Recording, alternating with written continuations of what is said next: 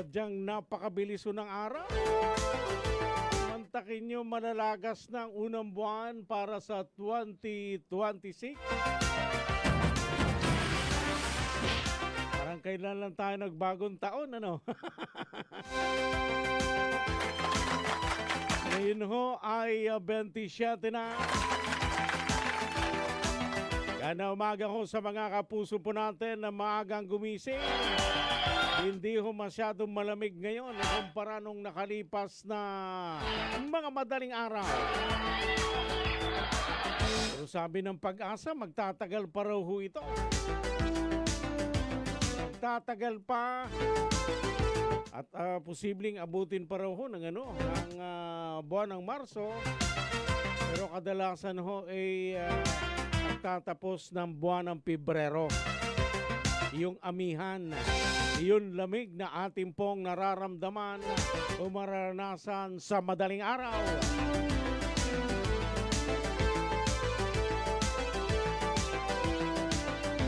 Yan na umaga sa mga kapuso po natin. Nasa mga oras na ito ay gising na, nagkakape. At yung iba ay nagja-jogging na, ano ha? Ari nawa mga kapuso, kayo po ay nasa mabuti pong kalagayan. Sa panahong ito, kahit hirap ho sa buhay, abay umangat ng bahagya yung pong piso sa pagkakalugmok sa 60 pesos. Laban ho sa $1.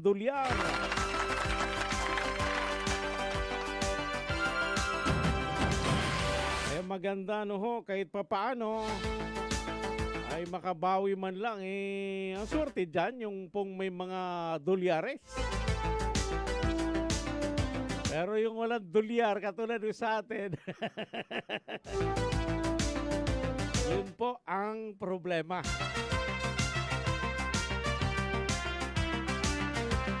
At magandang balita rin ho sa mga kawani ng gobyerno dahil ngayong buwan ay magiging epektibo na ang ikatlong tranche ng kanilang increase. Ano ho? Sa kanilang mga sweldo. Talagang napapasigaw.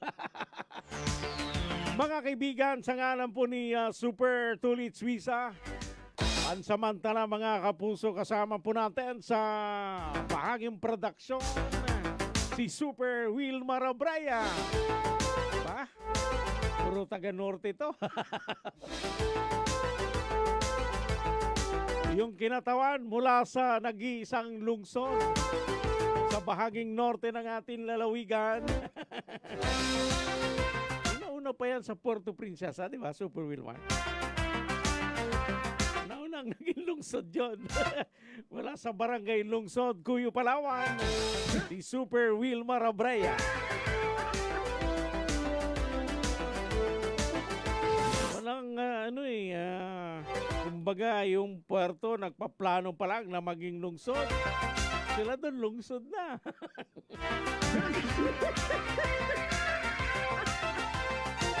At yan din ang nag-iisang lugar sa Pilipinas na yan ay lungsod. Bagamat dumaan din ho sa Kongreso kasi di ba kailangan din ng Act of Congress bago maging barangay. Pero mas nauna pa yan sa Puerto Princesa. Magandang umaga kay Sir Del Aniscal, ganun din kay Ma'am Adela Lastimoso Canupin, kay Ma'am Del. Sabi ni Ma'am Del, good morning Super Del. 27 na po, grabing dali lang ng buwan. Watching from Barangay Mauyon, salamat po kay Lord. Ginising niya tayo ng maayos. Salamat sa ating pong Panginoon at kay Ma'am Leia Amor Ganda. May amor na, may ganda pa. Kita nyo yan? Ganda umaga sa mga taga Pangkol, Taytay, Palawan. nakikinig na at nanonood na ako sa atin. At sa mga taga Nido, yan po sa Bukana, ganun din sa Dipnay. Mayroon pa lang mayroon pa lang 71 mga trabahante ang tinanggal, mga kapuso, ng isang kumpanya diyan po sa El Nido. Gabi may tumawag pa ho sa atin at humihingi ho ng tulong doon po sa mga trabahante na tinanggal ho sa kanilang trabaho. Oh my God! Ganda umaga sa mga kapuso po natin diyan po sa El Nido, Palawan.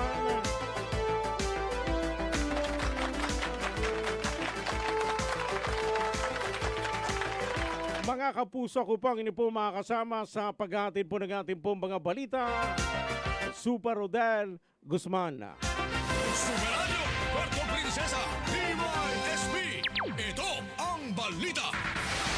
At magandang umaga kay Ma'am May Balmonte. Ganun din kay Ma'am Istma Ulianera. Kay Ma'am Bing Dave. Kay Ma'am Lourdes Remo Nicanor, gandang umaga daw ho sa kanyang asawa na nakikinig ngayon. Si Ma'am Linda Blanco at saka kay Sir John. Gising na kaya silang dalawa? Kung nasa barangay Salvacion, sigurado, grabe lamig doon.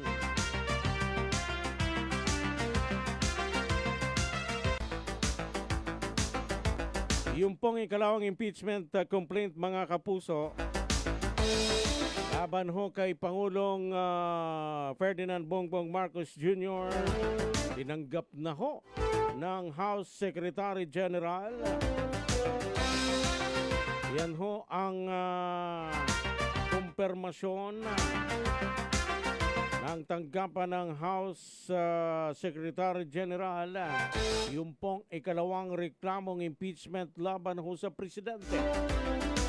Matapos itong hindi matanggap nung nakalipas na linggo dahil nasa ibang bansa, ito pong si House Secretary General Chiloy Garapil. Ano ho?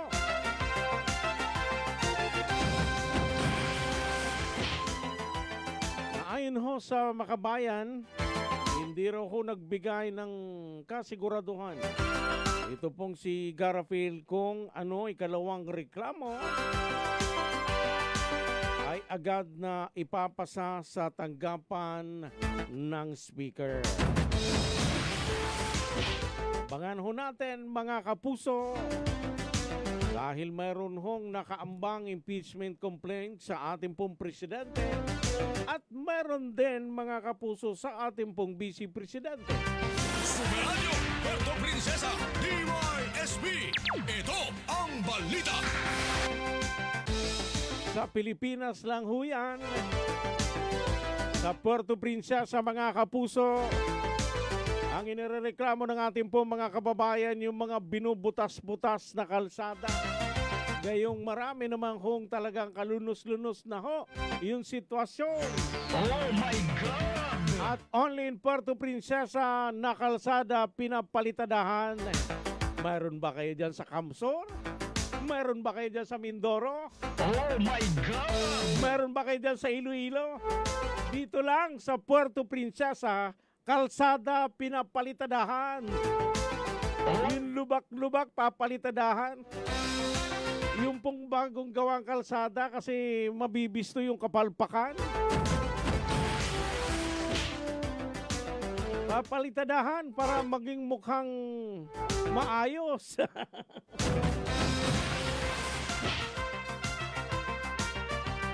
Magandang umaga kay Sir Nick de Los Angeles sa Orlaca. Mapagpalang umaga sa Barangay Mauyon, sa mga pinsan ko dyan sa De Los Angeles family. Kumusta kayo lahat dyan? God bless all. God bless us all, sabi ni Sir Nick de Los Angeles. Kay Sir Randy Santisas, magandang umaga. Sa Puerto Princesa lang yan. Kalsada pinapalitadahan. Paano kasi, ilang buwan pa lang, nababakbak na. Nangangaliskis na. Kaya Kaya nangyari, para hindi humabisto yung kapalpakan, pinapabalikan sa kontraktor. Papalitadahan para maging kaaya-aya naman tingnan. Hindi mabisto yung kanilang kapalpakan. Oh my God!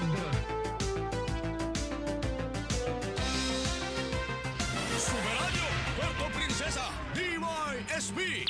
Ito ang balita. Yan ba'y resulta ng magang paghingi ng SOP? Kaya nagkaganyan yung proyekto. Mga kapuso, punta na ho natin ang mga nakalinya na ho natin mga balita sa Super Balita sa 909 numero 1. Superadyo, Puerto Princesa, DYSB. Ito ang balita. Ngayon pong araw ho ng Martes, Enero 27, naglatag ng mga kapamaraanan si Board Member Winsor Arsaga ng unang distrito ng lalawigan ng Palawan para magkaroon ng share ang lalawigan sa nadiskubring bagong deposito ng natural gas sa bahagi ng Malampaya o Malampaya East 1. Sa panayam ng Super Radio kay Board Member Arsaga, ipinonto nito ang political at legislative option para magkaroon ng kabahagi ang Palawan.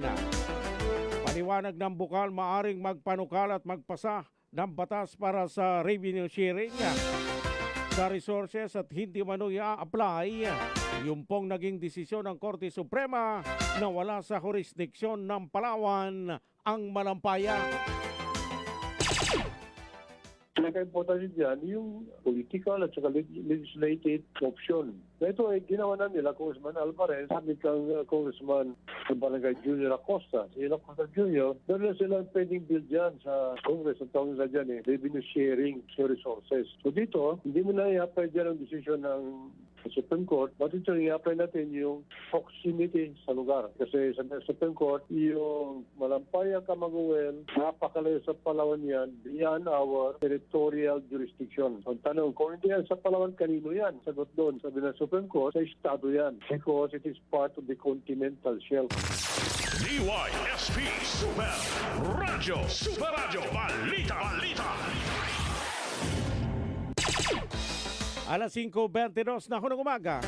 Alam niyo po, maganda yung naisip na yan ni Board Member Winsor Arsaga. Dahil pagdating ho sa national government, dahil meron na hong desisyon ng Korte Suprema, talagang blanco na. Wala na ho tayong tsansa. Questionin pa natin. Nasa Supreme Court, desisyon na yun ng kataas-taas ang hukuman. Pero kung pag-usapan yung proximity ng site, sakasakali magkaroon po ng problema, magkaroon po ng leak, abay unang apektado ho dyan yung lalawigan ho ng Palawan. Ari nawa, makakuha ho tayo ng share dahil karapatan naman ng Palawan na makakuha ng kabahagi dahil tayong pinakamalapit hong lugar. Samantala, pinunto naman ni Board Member Arsaga na doon sa gagawing legislation ay pwede maging basihan ang pinaka-proximate na landmass o pinakamalapit sa site. Ito nga manong hahabulin ang iyong malapit tayo sa lugar dahil magiging operasyon nito ay makaka-apekto sa environment, sa climate change at maging sa disaster management. Kasi ito sa legislation, ang basis niyan yung pinaka-proximate na land LGU, land mass, pinakamalapit doon sa site.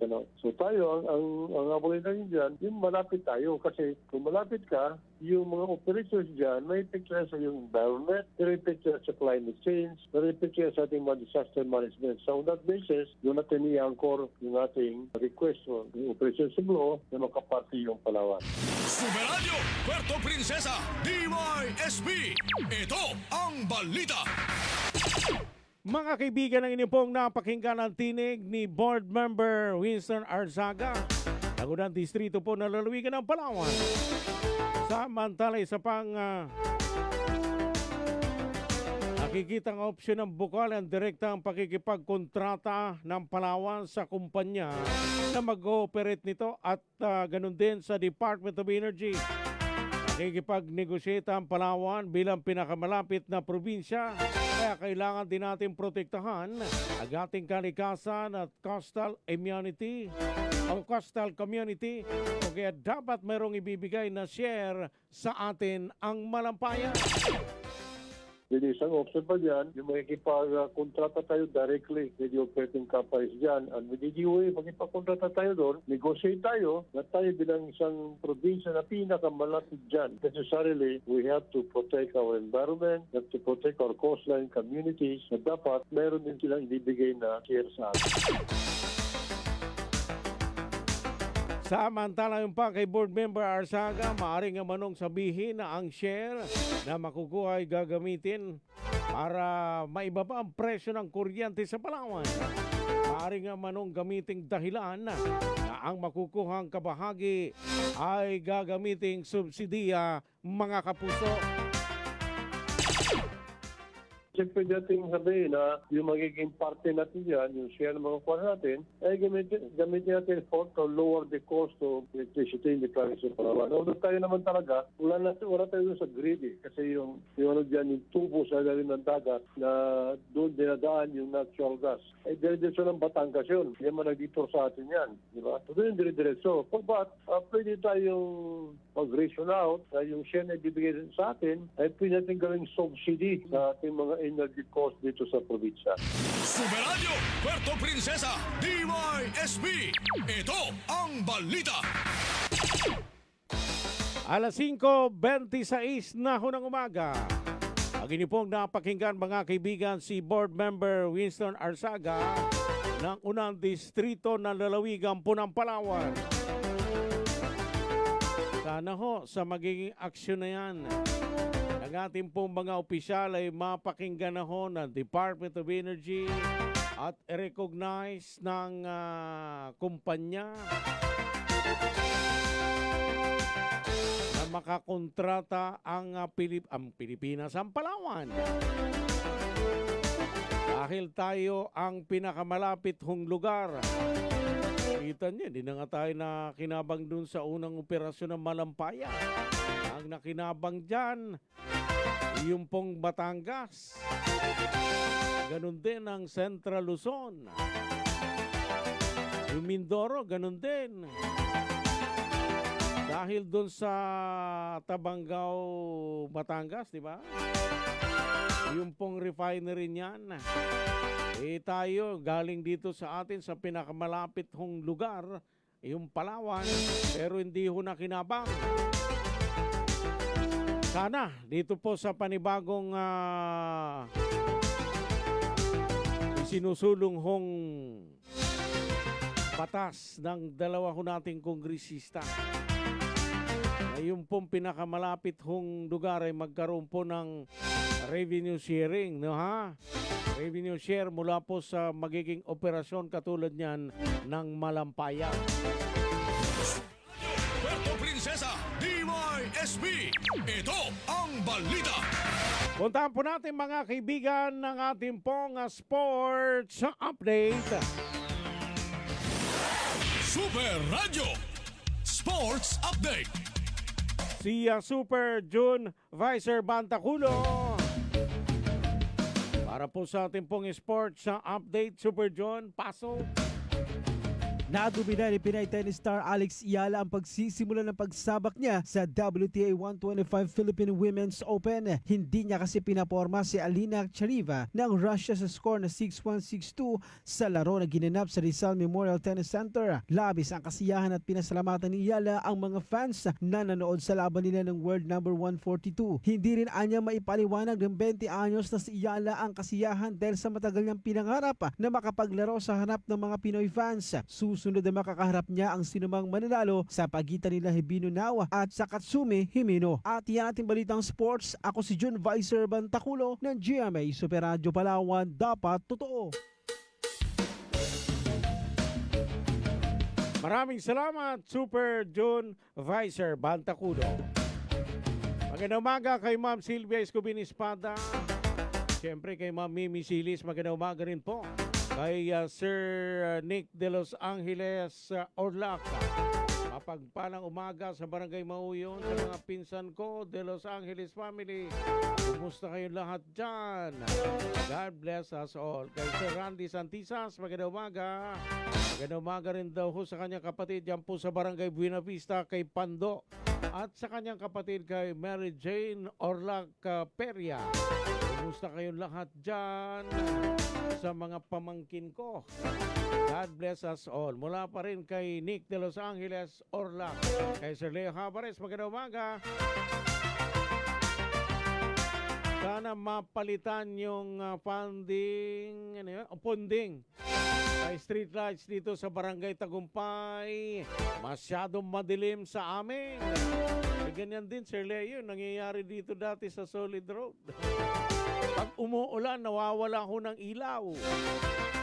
Sa mga taga City Street Lights, madami na rin hong punding ilaw sa Barangay Tagumpay. Pakipuntahan nyo naman.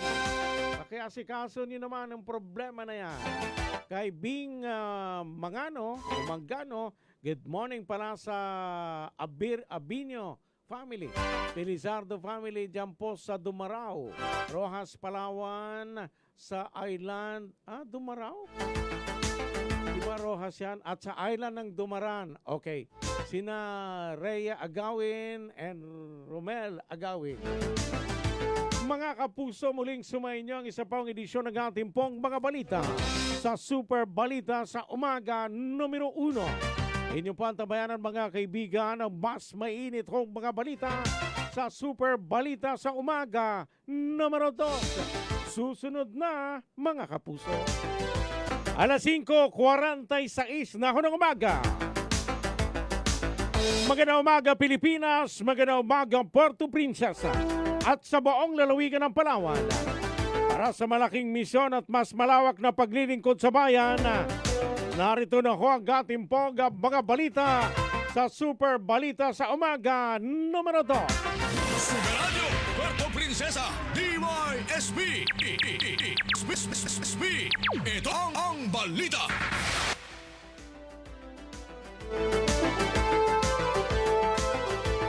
Para po sa lagay po ng ating pong panahon, patuloy na umiiral ang amihan na nakaapekto sa Luzon at Visayas. Samantala mga kaibigan ng Eastern Samar at Southern Leyte ay makakaranas ng maulap na kalangitan na may kalat-kalat na mga pag-ulan at ilang mga pagkulog at pagkidlat ng dahil ho sa shear line. Bantay panahon. Ang natitirang bahagi ng Visayas, Palawan, kasamang Isla ng Kalayaan at Occidental Mindoro ay makakaranas ng bahagyang maulap hanggang sa maulap na kalangitan na may ilang mahinang mga pag-ulan ng dahil ho sa amihan. Ang buong Visayas, Palawan, kasamang Isla ng Kalayaan at Occidental Mindoro ay makakaranas ng katamtaman hanggang sa malakas na hangin mula Hilagang Silangan na may katamtaman hanggang sa maalon na karagatan. Bantay panahon. Alas 5:47 na ho ng umaga. Super Radio. Bantay.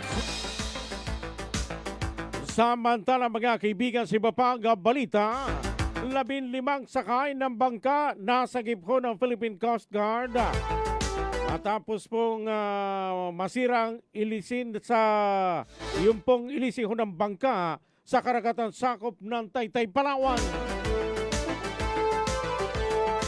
Alamin ho natin ang detalye ng balitang yan, si Super June Vicer Bantacudo sa detalye ng balita. Paso! Nailigtas sa isinagawang search and rescue at towing operation ng Coast Guard Substation Taytay ang mga sakay ng motorized bangka ng MBCI Cano na nagkaroon ng aberya sa karagatan malapit sa Tecas Reef, Barangay Pamantulon, Taytay, Palawan kahapon, ika-26 ng Enero. Ayon sa ulat, nasa 15 ang sakay ng bangka nang makaranas ng problema sa makina dahil sa pagkasira ng propeller shaft, dahilan upang hindi na ito makapagmaniobra habang naglalayag. Kaagad namang rumesponde ang DMPCG matapos makatanggap ng distress call at natagpuan ng bangkat ang lahat ng pasahero at tripulante ay ligtas at nasa mabuting kalagayan habang ang bangka naman ay hinatak patungo sa pantalan. Ako si John Vicer Bantaculo ng GMA Super Radio Palawan, dapat totoo. Ang balitang ito ay inihatid sa inyo ng Biogesic. Headaches can strike anytime, anywhere. Kaya always bring Biogesic anytime, anywhere. Choose ingat, choose Biogesic. Tanduay Light, gaan ng may kasama. Ang balitang ito ay hatid ng Rexidol Forte, bilis, banat sa apat. Ang balitang ito ay hatid sa inyo ng BioFlu. 2 or more symptoms, baka flu na yan, i-BioFlu na.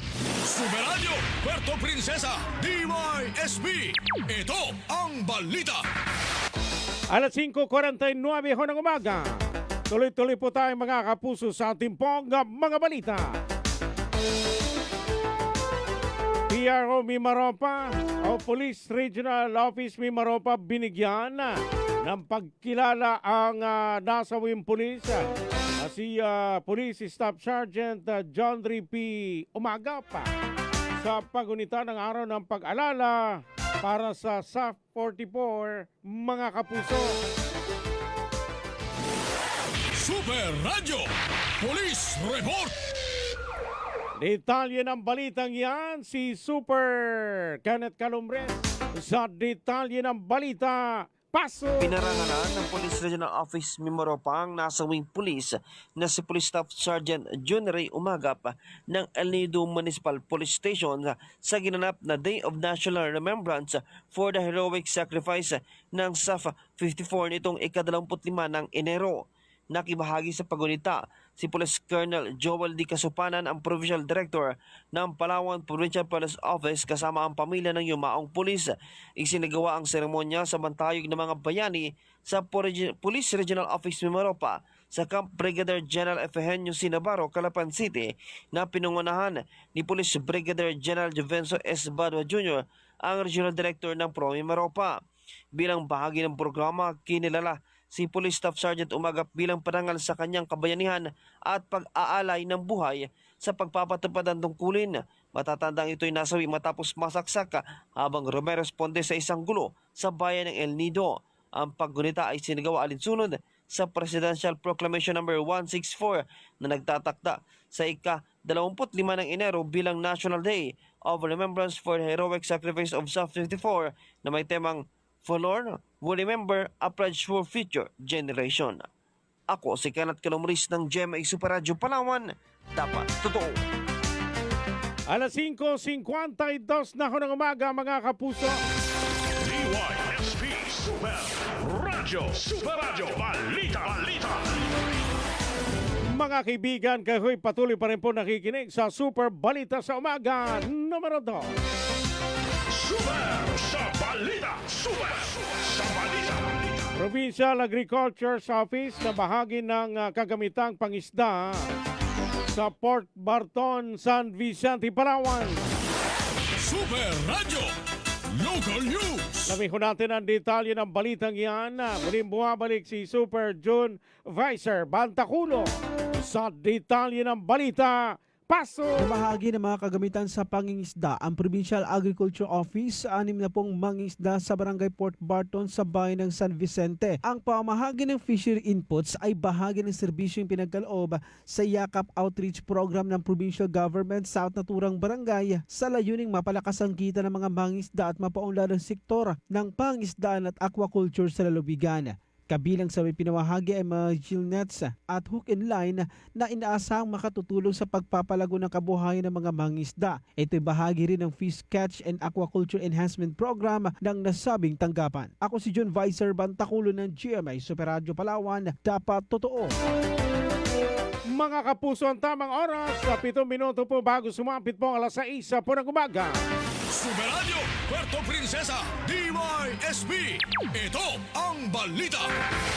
Puerto Princesa City Police Office nagsagawa ng pagbabasbas at turnover ng kanilang mga bagong sasakyan at kagamitan para sa mga himpilan ng pulisya sa lungsod, mga kapuso.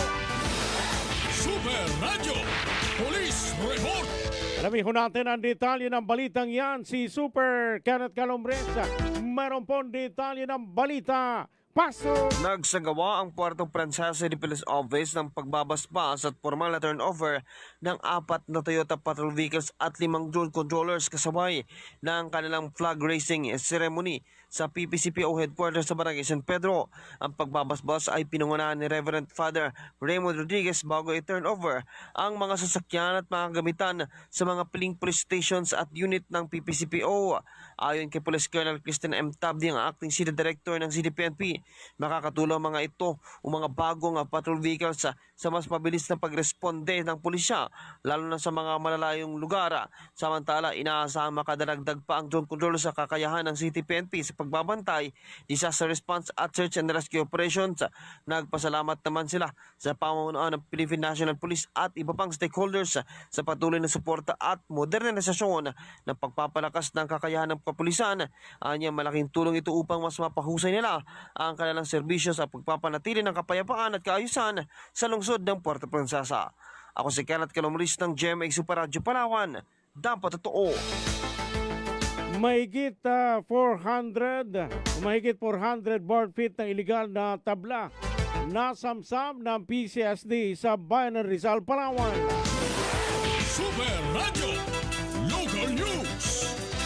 Detalye ng balitang yan, si Super June Vicer Bantaculo sa detalye ng balita. Pasok! Na-recover ng mga otoridad ng mga tinistis na tabla ng kapitong na pinaniniwalaang mula sa illegal na pagputol ng troso at natagpo ang nakaimbak sa baybayin ng Sitio Manggahan, Barangay Taburi, Rizal, Palawan. Batay sa ulat ng Palawan Council for Sustainable Development, may kabuo ang 17 peraso ng tabla na may tinatayang volume na humigit kumulang 405 board feet ang nakumpiska sa lugar. Walang individual na naabutan sa lugar at sa isinagawang verifikasyon sa mga kalapit na residente, walang umaming may-ari o may kinalaman sa pinanggalingan ng mga produktong gubata. Ang mga nakumpiskang tabla ay pansamantalang isinilalim sa kustudiya ng pamalang barangay matapos ang wastong pagmamarka at dokumentasyon. Ako si John Vicer Bantaculo ng GMA Super Radio Palawan. Dapat totoo. Super Radio Puerto Princesa DYSB. Ito ang balita. Alas 5:56 na ho ng umaga. Samantala mga kaibigan, pinagana po ng batas na dahil ho sa kasong rape by sexual assault, arestado naman ang mga otoridad sa Barangay San Rafael. Super Radio Police Report. Detalye ng balitang yan, balikan ko natin si Super Kenneth Calombresa sa detalye ng balita. Pasok! Arestado ng mga otoridad sa Barangay San Rafael sa lungsod ng Puerto Princesa ang isang pinaghahanap ng batas na may kinakarap na rape by sexual assault. Ang inaresto ay isang 78 years old na senior citizen at residente ng Barangay Aramaywan sa bayan ng Nara, Palawan. Ito ay naresto batay sa warrant of arrest na inisyu ni Honorable Jocelyn Sundi ang dilig ang presiding judge ng 4th Judicial Region Branch 47 para sa kanyang kinakarap na kaso at walang inilang piyansa para sa pansamantalang kalayaan. Samantala sa ngayon ay nasa kustodiya ng pulisyang nabanggit na inaresto para sa kaukulang disposisyon. Ako si Kenneth Calombresa ng GMA Super Radio Palawan. Dapat totoo. DYSB Super Radio. Super Radio Balita. Alas 5:58 ho ng umaga. Super Radio Puerto Princesa DYSB. Ito ang balita. Samantala sa iba pang balita, patuloy na pinagkakaloob ng Pag-ibig Fund ang mobile services para sa mga kawani ng lokal na pamahalaan. Kaya tinatawagan ng ahensyang iba't ibang local government unit na kung kailangan kanilang serbisyo ay makipag-ugnayan lamang sa kanilang opisina. Sa ulat ng lokal na tanggapan ng Pag-ibig, ang inisyatibong ito ay bahagi pa rin umano ng layunin ng ahensya na ilapit at may paabot sa mga kawani ng lokal na pamahalaan at sa mga mamayan ng mga pangunahing serbisyo na pinagkakaloob ng tanggapan ng Pag-ibig Fund sa lalawigan. Ayon kay Manager Emily Platero ng Pag-ibig Fund, ang serbisyo at aktibidad na ito ay kanila manong ginawa sa bayan ng Rojas, Kamakailan na na kung saan matagumpay nilang naisa katuparan ng on-site registration at application services para sa iba't ibang programa ng Pag-ibig Fund.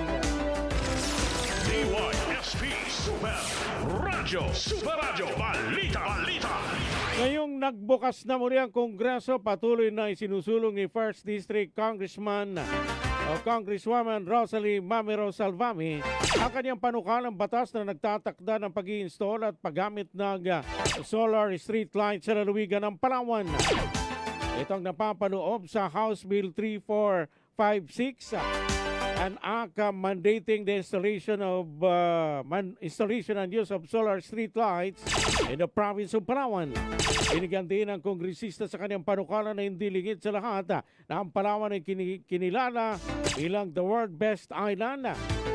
Taon-taon at kamakailan lamang initampok din sa US News and World Report na patuloy na nabibigyan ng pandaigdigang pagkilala para sa matatag nitong industriya ng turismo. Malinis na kalikasan at dedikasyon sa sustainable development, partikular sa mga tourist destination sa kanyang nasasakupan sa Northern Palawan. Sumeradyo, Puerto Princesa, DYSB. Ito ang balita. Alas 6 na ho ng umaga mga kapuso. Saglit na ho, bibigyan daan ho natin ng ilan sa ating pong mga paalala. Pero huwag ho kayong aalis. Babalik pa rin po mga kapuso ang ating pong mga balita.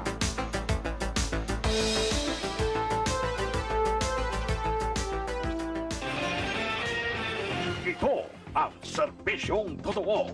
GMA Super Radyo. DYSP Super Radyo. Ang balitang ito ay hatid sa inyo ng Biogesic. Headaches can strike anytime, anywhere. Kaya always bring Biogesic anytime, anywhere. Choose ingat, choose Biogesic. Tanduay Light, gaan ng may kasama. Ang balitang ito ay hatid sa inyo ng BioFlu. 2 or more symptoms, baka flu na yan, i-BioFlu na. Alas 6:09 na ho ng umaga. Balikan ko natin mga kaibigan ng ating pong mga balita. Sumeradyo, Puerto Princesa, DYSB. Ito ang balita. Dito pa rin sa Super Balita sa umaga numero 2. Sa ating pong karagdagang balita, walang awang inabuso ng isang lalaki ang isang kalabaw sa bayan ng El Nido, Palawan. Napag-alaman na ang sospek ay dati na rin nireklamo sa kaparehong gawain kung saan kambing naman ang naging biktima. Ayon sa El Nido Municipal Police Station, naganap ang insidente noong nakalipas na araw na Lunes at mismo ang may-ari ng kalabaw ang nagsumbong sa pulisya. Batay sa investigasyon, naabutan umano ng dalawang saksi si alias DR na gumagawa ng kahalayan sa hayop. May ginamit umanong bato ang sospek na kanyang pinatungan upang maabot ang bandang likuran ng kalabaw na nooy nakatali sa puno. Nagmapansin ang sospek na may nakakita sa kanya, agad itong kumaripas ng takbo habang nakahubot-hubad.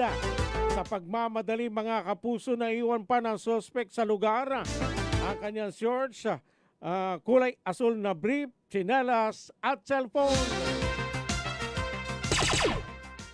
Pagdating kasi nung naghanap sa kalabaw ay agad siyang nakatakbo, pero siya po talagang naabutan. Nakita po ng dalawa at ang naibigay na lang yung kanya mga naiwan na mga gagamitan doon po sa sinasabing kalabaw na kanya pong itinali at talagang ginawa niya para na hindi po makapalag yung kalabaw sa kanya. Agad tayo nag-follow up, pinuntahan natin yung inuwian ng taong yan, si JR, pero sabi po ng kanyang pinsan, siya po ay kumpirmado ng nakaalis at siya po ay nasa barangay Kanipaan, Rizal, Palawan na po, nasa Rizal, Palawan na siya. ang balitang ito ay inihatid sa inyo ng Biogesic. Headaches can strike anytime, anywhere. Kaya always bring Biogesic anytime, anywhere. Choose ingat, choose Biogesic. Tanduay Light, gaan ng may kasama. Ang balitang ito ay hatid sa inyo ng BioFlu. 2 or more symptoms, baka flu na yan, i-BioFlu na.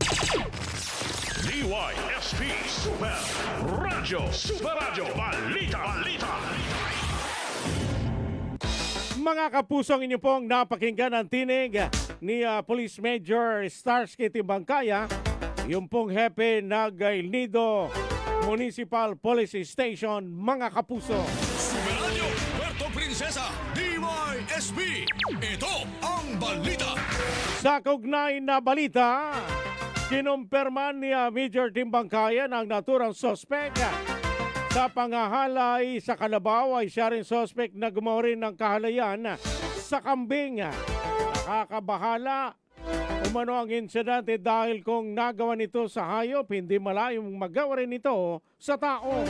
Samantala tumanggi ang may-ari ng Kalabaw na magsampa ng kaso laban sa sospek. Kumpirmado yung suspect po doon sa kambing na nambimbang or nakialam, siya din po ang bumimbang doon sa Kalabaw. At ito po sinasabi natin, ito po hindi na maganda dahil nga po mukhang kakaiba at nakakatawa, pero mukhang delikado kapag ka sa tao po ginawa kay June.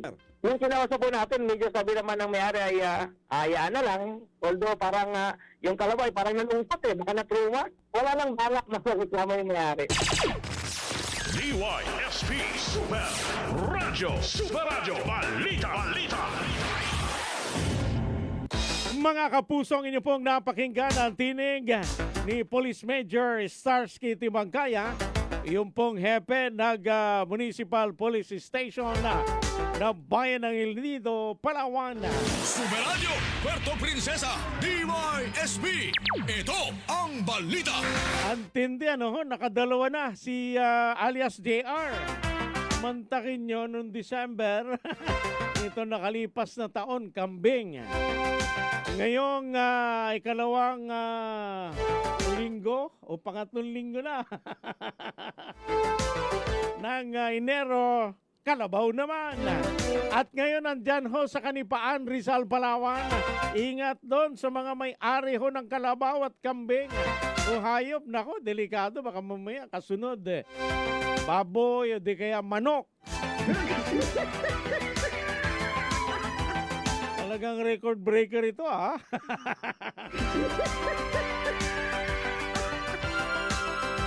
Kung dati sa kuyo, yung kilabot lang ng mga underwear. Ito, walang binatbat dito. Mga hayop yung pinupuntirya. Nakadalawa ka agad. Dun sa kuyo noon, walang patawad. Pati underwear ng madre, biktima. Pero talbog sa kay GR. Alas 6:14 na ho ng umaga, mga kapuso. Tuloy-tuloy po tayo sa ating pong mga balita. Matatapos na January 31, 2026, yung 3 buwan na close season sa panguhuli ng isdang galunggong sa Palawan na kung saan nasa halos 11 taon na simula na ipatupad ito noong 2015. Ayon kay VFAR Regional Director Roberto Abrera, sa loob ng 10 taon ng pagpapatupad ng close season ay masaya binalita nito na nagkaroon ng improvement sa huli ng galunggong. Ani Abrera, masasabi nga nagkaroon noon ng overfishing na kung saan hindi umano ginawa yung ban o yung ban sa panguhuli ng galunggong, baka hindi na ito naagapan, mga kapuso. Sa loob ng 10 taon, masaya tayong ibalita po na talaga pong nag-i-improve na yung health ng ating galunggong fishery sa Northern Palawan. Pwede natin sabihin na parang talaga pong may such thing as overfishing na.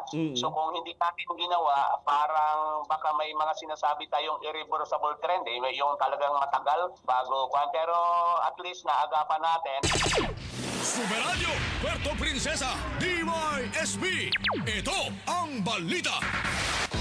Mga kaibigan, kayo ho'y patuloy po nakikinig sa Super Balita sa umaga numero 2. Super sa balita. Super sa balita.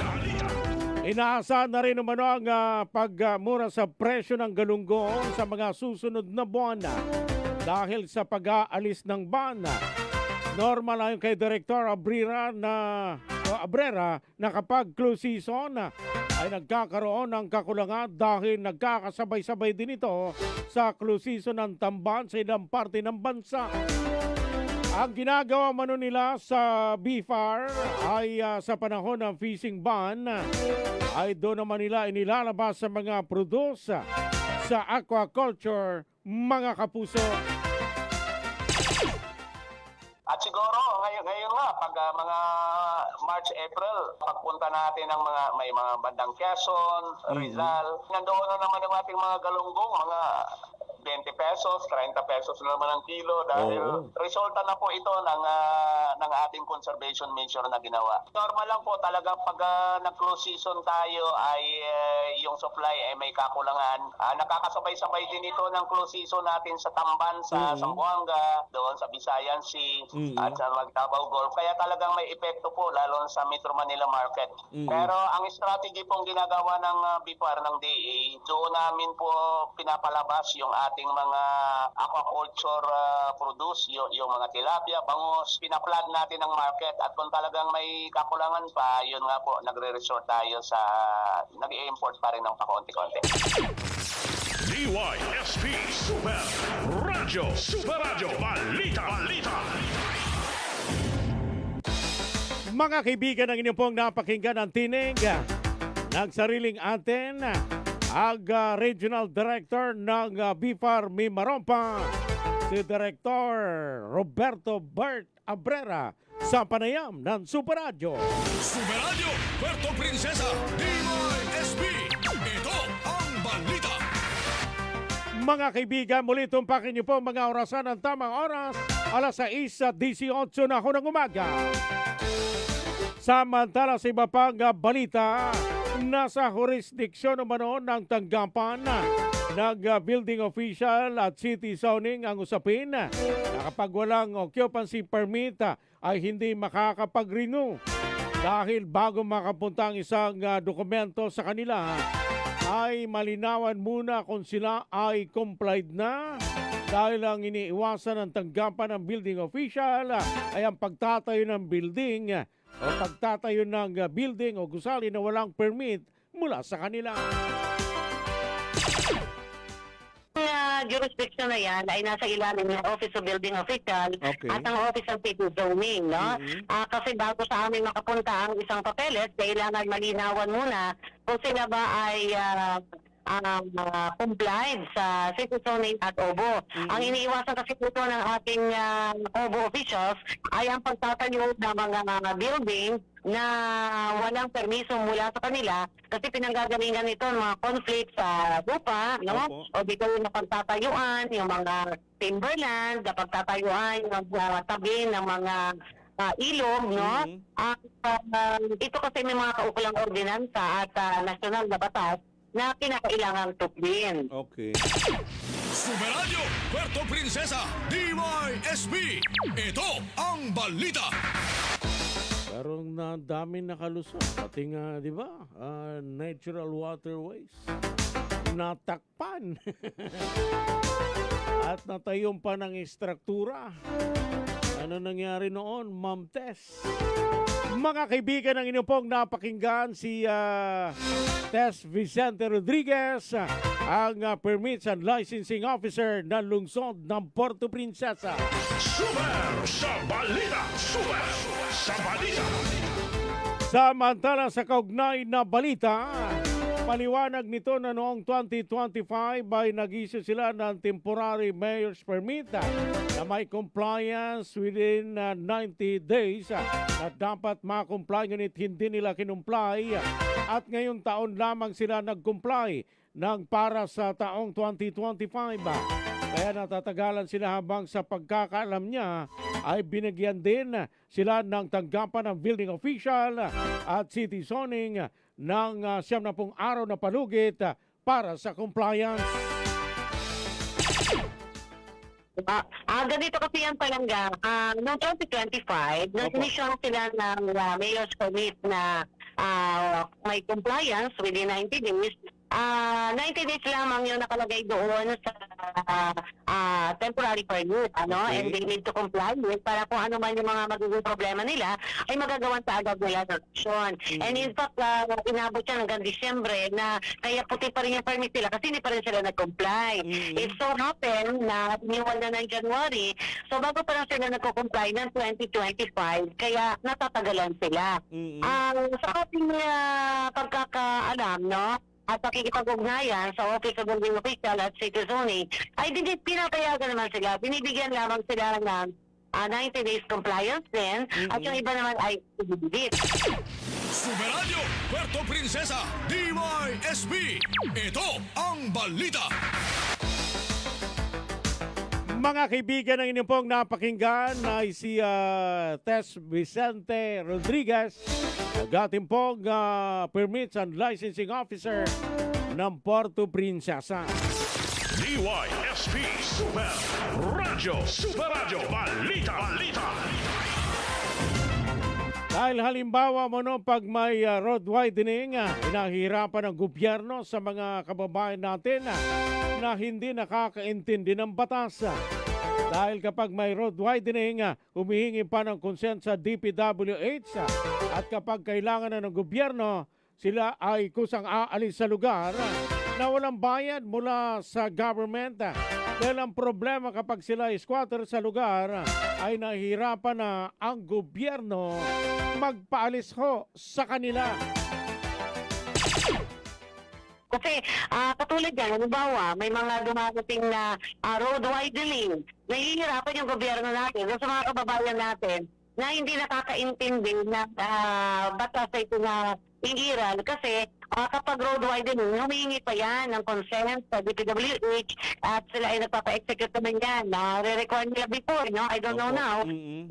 Affidavit of undertaking din, kapag kailangan na ng gobyerno o ng DPWH, ay kusang paano silang aalis din sa lugar na walang cost sa government. Kasi yung problema dyan palangga, kapag hindi sila kumbaga, nag-squat lang dyan, nagtayo ng negosyo, pandamuli, kapag magkakaroon na ng proyekto yung gobyerno, nahihirapan na implement ang government. So ito mga bagay na ito iniiwasan ng ating local government unit, kaya dumadaan talaga sa mga proseso na yan.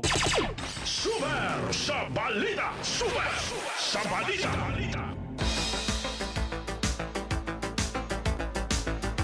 Mga kaibigan, ang inyong pong napakinggan ay si Tess Vicente Rodriguez, ating pong Permits and Licensing Officer ng Puerto Princesa. Superadio, Puerto Princesa, DYSB. Ito ang balita. Mga kapuso, tayo po'y nakikipag-ugnayan na sa Pag-asa Puerto Princesa. Update muna ho tayo sa lagay ho ng ating pong panahon. Si Sir Ali